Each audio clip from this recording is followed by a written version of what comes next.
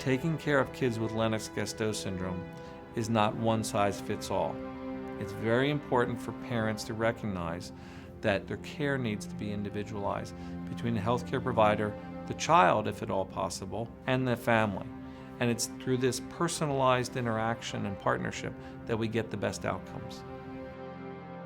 We're always adjusting James's medical treatment to get him the care that he needs. He has visits every 3 to 4 months, and we sit down and we status everything and we make adjustments accordingly. We don't usually want to talk about people dying with epilepsy, but in fact, we need to. The Lennox-Gastaut population, when we talked about the falls, they're going to have accidents, and some of them could be life-threatening. But there are other people who seemingly doing okay, and they're found dead. Who is the highest risk for SUDEP, sudden unexpected death in epilepsy?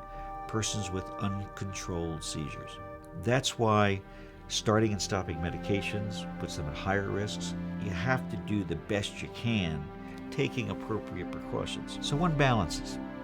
One balances taking away as many seizures as possible, along with allowing them to have as good life functions as is possible.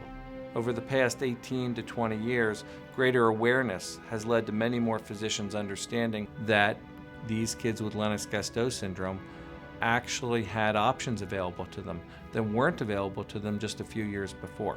Well, the goal of treating all epilepsy is no seizures, no side effects. But what that requires is a so-called broad-spectrum anti-epileptic drug. And that was sort of the first medication that opened this doorway of a different kind of seizure medicine. James currently takes 3 medications daily, typically a morning, afternoon, and evening dose.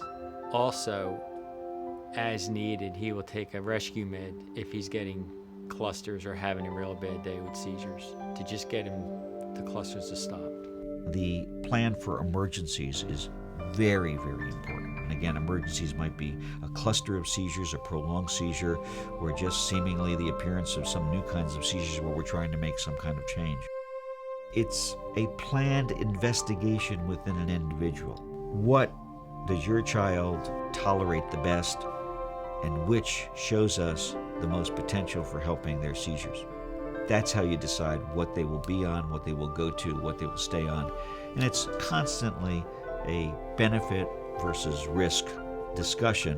It's really important to write stuff down as he says it so that you can walk away from that appointment and go back and look at it later.